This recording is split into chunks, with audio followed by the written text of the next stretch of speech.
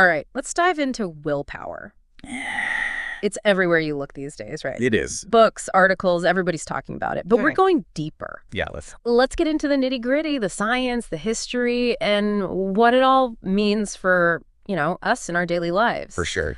So our main guide for this deep dive is Willpower, Rediscovering the Greatest Human Strength. Okay. It's by Roy F Baumeister and Tierney. Have you heard of it? Oh, yeah. Familiar with their work, for sure. Yeah, and we've got some seriously cool stuff to pull out of this book. I think so. I'm excited. Yeah, me too. So what's really cool about this book, and I think you'll agree, is that it connects willpower to all these different parts of life you wouldn't expect. Right. Like our evolutionary past, how we fight temptation every day. Yeah, totally. It's really interesting how they connect all that. So it's not just about, resist that extra cookie. No, not at all. There's more to it. Yeah. It's really about like the foundation of self-control, Yeah. the mechanisms behind it, and how that plays into success, Yeah. relationships, Sure. and even like our morality and values. Yeah. So let's jump right in. Okay. This book opens with a study. They followed 1,000 kids for like 3 decades. Wow. And the crazy thing What is, did they find? self-control Mm-hmm. was a better predictor of success than Interesting. IQ. Really? Yeah. Blew my mind. Yeah, that is super interesting. So this study, it's called the Donaden study, like landmark research. Yeah. And it found that good self-control, it wasn't just linked to like better grades in school. Right. It also linked to physical health, being financially stable and stronger relationships. Wow. So Pretty powerful stuff. yeah, like a superpower almost. Right. If you think about it. Yeah. The kids with better self-control, they were more likely to be on time, finish their work, and avoid those impulsive decisions that can just totally, mess things up in the long run. It's like having this internal compass. It just keeps guiding you towards your goals. I love that. Yeah. Internal compass. Mhm. But here's the thing. Okay. Isn't willpower supposed to be like limited? Right. We all know that feeling. Yeah. Decision fatigue. Totally. When your brain is just fried after a long day. It's real. How does that fit in with this, self-control being the key? That's a great point. And it leads right into what Baumeister and Tierney call ego depletion. Okay, ego depletion. Yeah, they say willpower is like a muscle. Okay. It gets tired just like any other muscle when you use it. So like I'm picturing myself at the gym lifting weights. My muscles are screaming. Yeah. Is that what we're talking about? Well, not exactly. Okay. It's more like doing a bunch of mental tasks that require you to focus and control yourself. Okay. The book actually talks about this really interesting experiment, the radish experiment. Yeah, experiment, huh? Have you heard of this one? No, tell me. So in this experiment, participants were asked to not eat freshly baked cookies Okay. and instead eat radishes. Radishes. Who wants a radish when there are cookies around? Exactly. That's torture. That's the point, right? So the people who had to resist the cookies ended up doing worse on later tasks, Really? even unrelated ones, Oh, wow. like solving puzzles, because their willpower had been depleted. So is that like saying if I spend all morning fighting the urge to check my phone, by the afternoon, my brain is just like, forget it, I give up? Yeah, it's kind of like that. Makes sense. Yeah, our brains only have so much energy for self-control. Yeah, And when that energy runs out, we're just more likely to give in to temptation, right. be less focused, Mm-hmm. and make those impulsive decisions we talked about. Yeah. Think about your own work day, right? Okay. You probably find it easier to resist distractions first thing in the morning. It's true. But as the day goes on, that willpower muscle gets tired. Yeah, by 5 p.m., forget about it. All bets are off. Exactly. But then how come some people seem to have like unlimited willpower? Wow. Those people who can stick to a crazy diet and train for a marathon and volunteer all at the same time. Those superhumans. Are they just willpower superheroes? I don't think it's about having more willpower. Okay. It's more about understanding how to use it effectively. That makes sense. And a big part of that is recognizing the things that just drain our willpower in the first place. Okay, so besides those delicious cookies, what else drains our willpower? Well, anything that takes mental effort, focus, and self-control. Oh, okay. Like making decisions, managing stress, Yeah. controlling your emotions, even just resisting those distractions we were talking about. So basically everything I do all day. Right. We live in a world that's just constantly demanding our attention. Yeah. So no wonder our willpower is usually running low. Right. That's why it's so important to understand how willpower actually works. It's about knowing your limits, knowing what triggers you, Okay. and then coming up with strategies to recharge that mental energy. Okay, so tell me more about the strategies. Well, one of the most interesting things the book talks about is the link between willpower and glucose. Wait, glucose? Like sugar? Yeah, it turns out our brains need fuel just like our bodies do. Okay. And that fuel is glucose.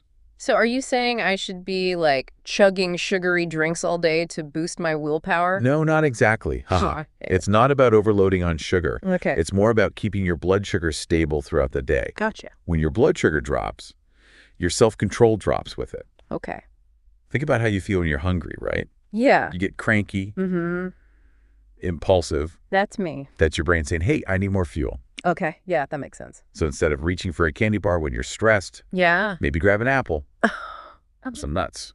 All right. Good advice. Yeah, eating regular balanced meals with protein, fiber, complex carbs, that can really help prevent those big blood sugar swings, Okay. which can sabotage your willpower. So it's all about giving your brain that steady supply of energy Sure. to keep those willpower muscles going. You got it. Okay, but even with, a full tank of glucose, there's another willpower saboteur out there. Oh, there's always something, right? Right. Conflicting goals? Yeah. That's a big one. It is. Even Benjamin Franklin. And Franklin. Yeah, Mr. Early to bed, early to rise. Right. He struggled with this. I didn't know that. Yeah, so he famously tried to master 13 virtues. 13. Yeah, dedicating a week to each one. Wow. But he found that, focusing on one virtue often meant he was neglecting the others. Oh, so like he was trying to be frugal? Yeah. And then he ended up being less social. Exactly. Oh, interesting. Yeah, or he'd prioritize being organized, but then he wouldn't get any writing done. So even Ben Franklin couldn't juggle it all. Apparently not. That makes me feel a little bit better Right. about my own struggles. We're in good company. Yeah. But it does highlight an important point, right? Yeah. Having too many goals at once can just lead to Inaction, Yeah. stress. Right, and that depletes willpower. Totally. So what's the solution? Well, Do we just pick one goal and ignore everything else? I would say ignore everything else. Yeah. It's more about prioritizing Okay. and focusing on one project at a time. Okay. Once you've made some progress on that goal, you can shift your focus to the next one. Okay, that makes sense. Yeah. That's where I think, David Allen's getting things done system is really helpful. Oh, yeah, GTD. It's all about, breaking down those big goals Yeah. to smaller steps. Actionable steps. Yeah. And then just focusing on the very next action you need to take. I like that system. Right. It's great. It really helps to just clear your mind. Yeah. And then you actually have willpower left to do the work. Right, because it also helps with that, what was it called? The Zeigarnik effect. The Zeigarnik effect. Yeah, That's where those unfinished tasks, right. they just linger in your mind They do. and create stress. It's like they're always there. It's like a villain from a superhero movie. I know, right? But by writing things down Yeah. and having that clear plan, Having a plan. you're giving your brain permission to, let go Let go. of Yeah. those worries Exactly. and focus on what you're doing. That's the key. It's like a to-do list that calms you down. Right. Instead of stressing you out. Exactly. I like that. But what about when we get sidetracked by those shiny distractions? Oh, the distraction. Like checking social media or browsing online. When you should be working. Right, when we should be doing something important. Yeah, that's where time perspective comes in. Okay. A short-term perspective can really sabotage your willpower. It's like that marshmallow test. Marshmallow test. But for adults, Right. you see that tempting treat or that shiny new gadget, and our brains are like, ooh, I want it now. Instant gratification. Right. It's a powerful force. Yeah, the book actually talks about this study where men were shown pictures of attractive women, Okay. and then they became way more focused on those immediate rewards. Oh, interesting. It's like a primal instinct Yeah. to prioritize the here and now. It makes sense from an evolutionary perspective. Yeah. But it doesn't always serve us well in the modern world. Right. So how do we resist that urge and make choices that are good for us in the long run? That's the million-dollar question. It feels like a battle between our present and future selves. It often is. So any advice? One powerful technique is pre-commitment. Pre-commitment. You make decisions in advance when your willpower is strong Oh. and your judgment is clear. So it's like outsmarting your future self. Kind of, yeah. I like that. Like, your future self is going to be tempted. So you set things up in a way that makes it harder to give in. Okay, so tell me more about this pre-commitment magic. So the book gives this example of stickk.com. Stickk.com. It's a website where people pre-commit to goals. Okay. And set penalties for themselves if they fail. Oh, wow. Even financial penalties. So you're putting your money where your mouth is. Exactly. It's like creating a system of accountability. Okay. That kicks in when your future self is feeling weak. So it's like having a backup plan for your willpower. You could say that. I like it. And there's another powerful tool we can use. What's that? Social support. Oh, yeah. Having people in your corner can make all the difference. It really can. Whether it's friends, family, a supportive community. It all helps. Those connections help us stay motivated. Right. And accountable. Yeah, you're not in it alone. Right. The book even talks about how religious people often have higher self-control. Oh, interesting. And part of that is because of the clear values and social support provided by their communities. So it's like having a built-in cheering section, reminding you why you started in the first place. Exactly. Okay, and speaking of support, the book has a whole section on parenting. Okay. That I found really interesting. Yeah, what did you think about that? Well, they actually challenge the whole self-esteem movement. Interesting. They argue that just focusing on self-esteem can backfire. Oh, okay. Instead, they suggest emphasizing self-control. Okay. Through clear rules, consistent discipline, and rewarding good behavior. So it's not about telling kids they're amazing all the time. Right. It's about teaching them that their actions have consequences. Exactly, both good and bad. Right. They actually share this example of a nanny, Deborah Carroll, who's like amazing. She transforms these chaotic households into like well-functioning families. That's quite a skill. And she focuses on structure, consistency, and helping kids develop self-control. Sounds like a super nanny. It's amazing how even small changes can make a huge difference. They really can. Yeah. Yeah. All right, so now for something a little different. Okay. Dieting. Dieting. Yeah, a lot of people struggle with this. Oh, yeah, for sure. And the book talks about this thing called the Oprah paradox. Oprah paradox. Interesting. It basically highlights how hard dieting is in today's world. Right. We're constantly surrounded by tempting food. It's everywhere. Right. And our bodies are actually programmed to resist weight loss. Oh, really? You heard that, right? Our own body's working against us. I know. Why is that? Well, it's a survival thing. Okay. Back in the day, food was scarce. Right. So our bodies evolved to hold on to fat. To survive. Exactly. So now that we have plenty of food, those survival mechanisms are kind of backfiring. Right. Interesting. And then there's the what the hell effect. The what the hell effect. That's that tendency to binge eat after you slip up. You slip up, yeah. Yeah, I know that one. It's like a cycle. That sabotages so many people's weight loss efforts. Right. So how do we break free from this paradox? That's the big question. Yeah. But there's good news. Oh, good. We can actually train our willpower. We can. Yeah. Like we train our muscle. Exactly. So there's hope for us. There is hope. Uh-huh. All right, so that wraps up part 1 of our deep dive into willpower. All right. We covered a lot. We did. From the evolutionary basis of self-control to those sneaky ways our brains and bodies can sabotage our efforts. They do. But don't worry, we're not done yet. Okay. In part 2, we're going to dig into those practical strategies for strengthening your willpower and harnessing its power. Let's do it. So stay tuned for more. Welcome back to our willpower deep dive. Yeah, good to be back. Last time we were talking about how willpower is like a muscle. Right. And how, it can get tired. It gets tired, yeah. And how our goals and even our biology can make self-control a real challenge. It's true. It's a constant battle. But the good news is there are strategies. There are. We can use to, like the book says, go on offense. Right. Take charge. I love that. So let's hear about these offensive maneuvers. Okay. What can we do to, outsmart those willpower saboteurs? Well, one powerful technique is the if-then plan. If-then plan. Have you heard of that? Sounds very computer-like. Yeah, it kind of is. Okay. But it's a really simple idea. Okay. You basically pre-program your responses to certain situations. Okay. So, for example, you could say, if I feel stressed after work, then I'll go for a walk. Okay. Instead of raiding the fridge. So you're short-circuiting that impulsive reaction. Exactly. By having a plan in place. Yeah. You take the decision-making out of the moment. Okay. When your willpower is low. Smart. It's like setting up willpower guardrails. I love that, guardrails. Yeah. Protecting yourself from those willpower potholes. Exactly.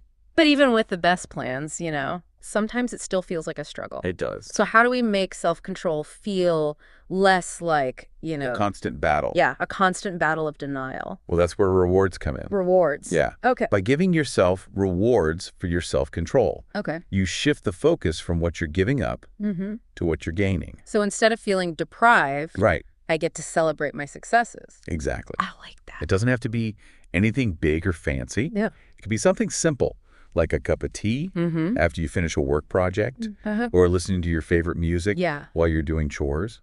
So it's about making those, not so fun tasks a little bit more enjoyable. Exactly. You start to associate positive feelings with self-control. I forget behind that. Which makes you more likely to stick with it. Right. It's like rewiring your brain to see willpower as a good thing.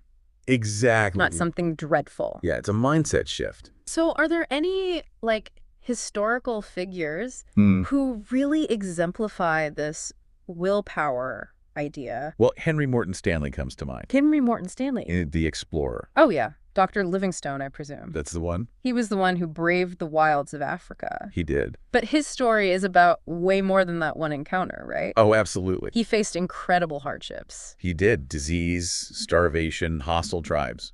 And yet he kept going. He persevered. His determination is like a testament to human willpower. Yeah, in the face of extreme adversity. I read somewhere that he wrote himself a note. Oh, wow. During one of his journeys, it said, "I shall not allow myself to be tempted to despair." Wow, that's powerful. Talk about a willpower mantra. Yeah, he knew that giving in to despair would mean failure. Right. He had to cultivate hope and resilience to keep moving forward. And he didn't just rely on his own willpower, did he? No, he was also a master of pre-commitment. Okay. And social accountability. Right. He would make these public declarations about his intentions. Put his reputation on the line. Yeah. It's like he knew that external pressure could be a powerful motivator. It can be. Even more so than his own internal drive. Interesting. So he used social pressure strategically. To keep himself accountable. Yeah, very clever. So we can learn from that. We can leverage our social networks to support our goals. And speaking of leveraging, there's another technique we can borrow from Stanley. Okay, what's that? Temptation bundling. Temptation bundling, what is that? It's basically pairing something you enjoy with something you need to do but might resist. Okay. Like, you could only allow yourself to watch your favorite TV show while you're on the treadmill. Oh, I see. So you're tricking your brain into associating something enjoyable with something that requires willpower. That's a great idea. It's a fun way to make those, tougher tasks more appealing. All right, so we've got if-then plans, rewards, temptation bundling, all great strategies for staying on track. For sure. But what about those times when willpower just fails us? That happens. When we give in to temptation, even though we really don't want to. Well, those moments are going to happen. Yeah. Remember, willpower isn't an on-off switch. Right. It fluctuates. It does. So don't beat yourself up when you have a slip-up. Okay, good advice. Instead, try to figure out what caused it. Okay. Were you tired? Stressed? Yeah. Surrounded by temptations? All of the above. Right. By understanding your triggers. Okay. You can come up with strategies to avoid them. So it's like being a willpower detective. Yeah, like that. Investigating those slip-ups to find clues. Exactly. To prevent them from happening again. Yeah, you got it. Okay. And remember, building willpower is a journey, not a destination. It's true. There will be ups and downs, victories and defeats. But by understanding the science and using these strategies, we can all increase our willpower. And achieve those goals that really matter to us. Absolutely. All right, well, that wraps up part 2 of our willpower deep dive. It's flown by. We've covered a lot of ground. We have, from the evolution of self-control to the ways our brains can sabotage us. But we're not finished yet. No, we've got one more part. In part 3, we're going to explore the link between willpower and morality. Okay. And we'll leave you with some final thoughts. Sounds good. On how to live a life of purpose and self-mastery. Looking forward to it. So stay tuned. Welcome back for the final part of our willpower deep dive. It's been quite a journey. It has. Exploring all these facets of willpower. And this time, we're getting into some really interesting stuff. Yeah. The connection between willpower and morality. Okay. This might surprise some people. It might. Because, willpower isn't just about resisting that donut. Right, or hitting the gym. It goes deeper than that. It does. It's almost like willpower is connected to, who we are at our core, our values, how we choose to live our lives. Exactly. It's about making choices that align with those values. Those principles that guide us. Right, and help us define what's right and wrong. And the book actually uses religion as a lens to explore this idea. Religion, okay, I've heard that, religious people tend to have higher self-control. Right. Is it just about following a set of rules? It's more than that. Okay. It's about having that strong moral compass. Okay. A framework for right and wrong. A sense of purpose beyond just instant gratification. And that's not just limited to religious folks, right? Not at all. Like even people who aren't religious, they can still have a strong moral code. Absolutely. That influences their choices. It's like that inner voice we all have. Right. That sense of what's right and wrong, even when no one's looking. Yeah, that inner voice. That's your values, talking your beliefs about how you should act in the world. Yeah. And sometimes upholding those values takes willpower. Yeah, especially when you're faced with those temptations. Right, or tough situations. So even if you're not religious, you can still develop that strong sense of morality. Absolutely. And use it to, boost your willpower. It's about tapping into those deeper motivations. Right. The things that give your life meaning and purpose. And finding that purpose can be a real turning point for some people. Yeah, the book mentions Eric Clapton. Eric Clapton. The guitarist. Oh, wow, yeah. Who struggled with addiction for years. His story is a powerful example of how willpower can transform your life. Yeah. But it also shows how important it is to have support. Right, and to find something bigger than yourself to believe in. He said that his recovery was largely due to rediscovering faith. It gave him a new sense of purpose. Okay. A support system. Yeah. And a framework for making healthier choices. And what I found really interesting was that even Mary Karr, the writer, she's a self-proclaimed cynic, agnostic, but even she found comfort in prayer when she was struggling with alcoholism. It seems like surrendering to something bigger than yourself, whether it's a higher power, a set of values, or even just a supportive community, can give you strength when your willpower is weak. It's like realizing you don't have to do it all alone. Exactly. There's support everywhere. Friends, family, communities, even online groups. It's about finding your tribe. People who share your values. And support your journey. To becoming a better version of yourself. And speaking of journeys, this brings us to the end of our deep dive into willpower. It's gone by so fast. I know, right? We've covered so much ground. We've explored the science, the strategies, and the amazing stories that show just how powerful willpower can be. It's an essential human strength. Oh, we want to leave you with this. Okay. Think about your own strengths and weaknesses. When it comes to self-control, pick one area you want to work on. Use what we've talked about. Experiment, see what happens. Yeah, see what works for you. And remember, it's about progress, not perfection. Every step you take towards self-mastery is a victory. Absolutely. So that's it for this deep dive. Till next time. Stay curious, stay motivated, and keep diving.